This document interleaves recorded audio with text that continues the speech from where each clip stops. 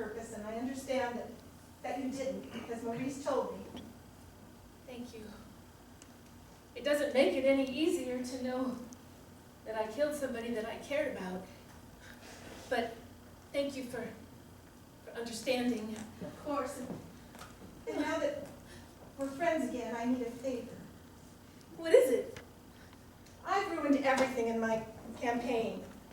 I outed the mayor in the news, and that backfired, and I lost my family values, and Oh, dear. And Beverly, I'm going to step down from the campaign. Because that's what my true love Maurice wanted, and if I'd only done it in the beginning, he wouldn't have had a heart attack and died. Stop it. No, I can't. You have to. Listen to me. I've waited years to be with Rusty, and he's the most honest, loving man that I've ever known, and he would never tell me a lie. And if I had given up on my dream, I would never have found this happiness. And your double-wide trailer, too. It's true. If you really want to be mayor, don't give up, Olivia. Just because a man wants you to do something. Just because he's Maurice. The thing is, Beverly, what I really wanted was to change the town. To make it a safe and happy place for women. A place like Mexico City where a woman can get a bank account and a woman can run for mayor and get a university education. You're just asking too much. This town is not ready for all of that. But I think that maybe I can do it without being mayor. Just hear me out, okay? You and I, we're like aliens in this town. You own a gas station and I own a bank. It's And true. I know that as female business owners, it's tough. And I want to offer you a loan from the bank so that you can improve this gas station. Is it just because I'm marrying a man that you're going to offer me this loan? Or would you have offered me this loan if I was still just a widow? Oh, don't doubt me, Beverly. Heck no, it's not because you're marrying a man. If anything, that counts against you. Really? Yeah, I want to make this town safe and a wonderful haven for women, not by being mayor, but by being an example with you. I like that. Because to tell you the truth, after I went to Mexico City and got my degree in marketing and accounting and business and such, well, I got some ideas.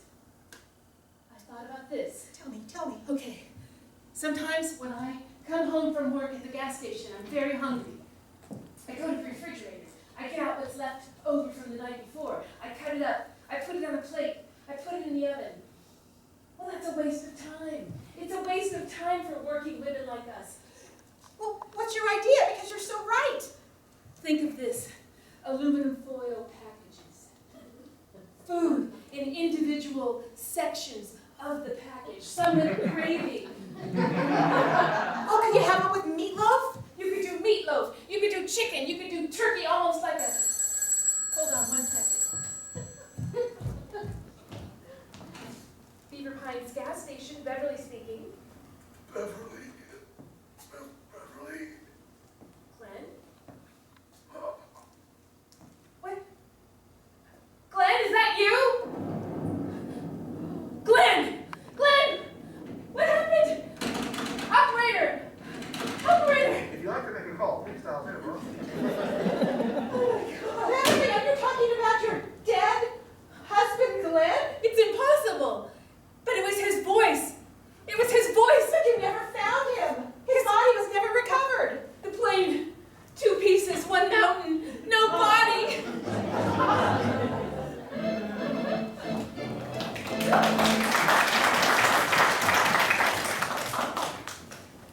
Thanks for meeting me, Maddie.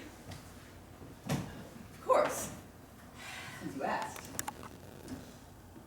I received this signal from my brother, Diego. You see, my real name is Inigo.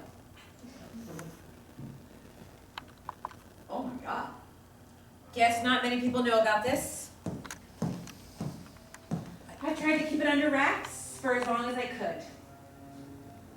Well, look, I don't know much about what's going on with your family, but I promised Jack that I would never see Diego again. It's okay, actually. That's why I'm here. It seems like you and my brother get along. Well, I mean...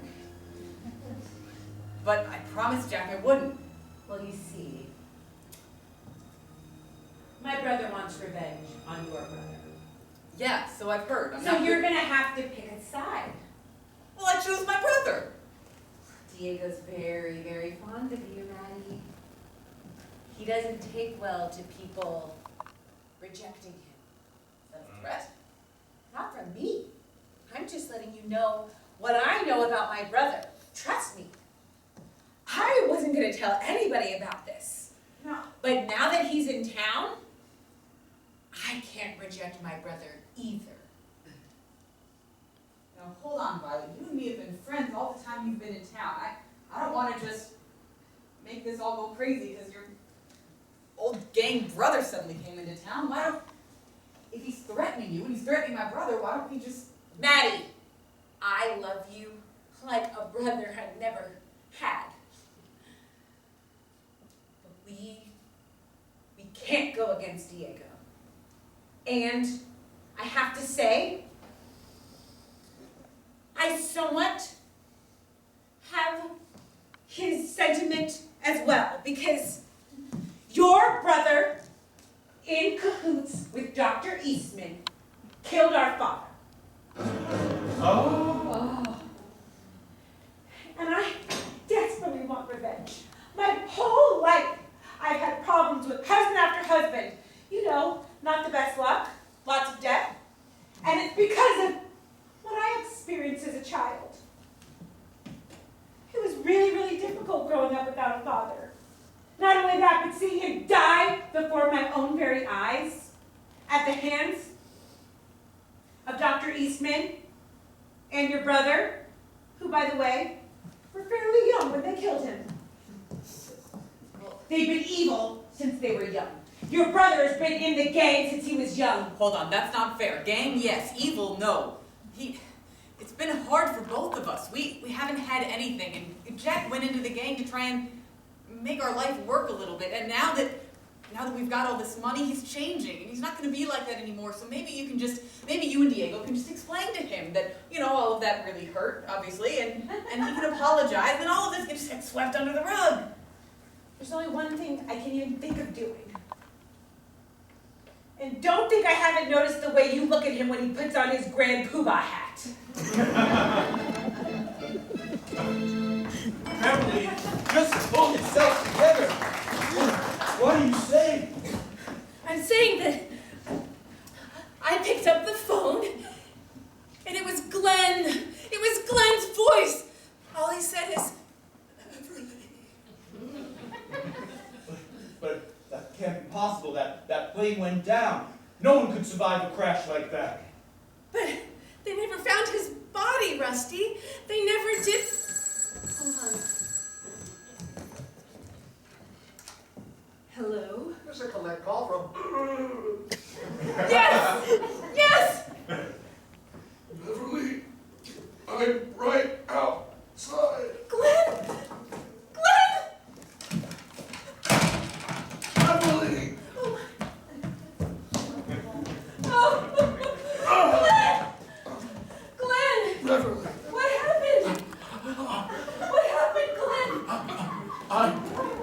The puff! The puff! The puff! Rusty!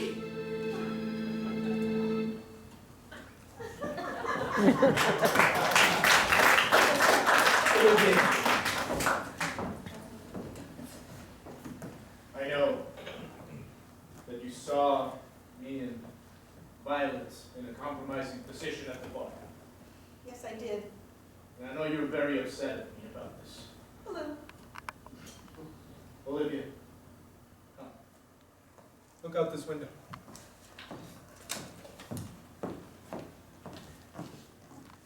Baby, you see that fire out there? Did you say baby? Yes, baby, you light my fire. Just like that fire out there. You mean you love me again, Maurice? I do. I think I had made a mistake to break off the wedding. I didn't realize you were no longer upset at me. Of course not. And I've decided to step down from the mayoral candidacy. You have? Yes, And we're gonna have children? yes, And we're gonna buy that house in the corner? yes. Oh, Maurice, I love you. Yeah. And now, a word from our sponsor, Geritol Adult Vitamin. Hello, my name is Fernando Fernandez Hernandez de La Paz, Cordova Street, and I play Maurice Jackson, Beaver Palace. And I'm Darcy Malesi, and I play Olivia Oil. You know, Darcy, even though I play a handsome 43-year-old man on stage, in real life I'm 105 years old. You know what? You don't look a day over 45. And you know why that is? No, why? Because of Geritol. Gary. Tall. Yeah, also known as Geritol. Yeah. You know what? I have to admit to you, I take it too. Because after these long days on the set, sometimes I'm just so tired, I need to pick me up. So I just open the bottle and... That's right. It comes in liquid form, it comes in powder form, it comes suppository form, and in ointment. Oh, Now, this is why we can do all of the activities that we do. They're active. yes. You know, I'm so glad that we found Geritol. Not only does it help give us energy, but it gives us that pick-me-up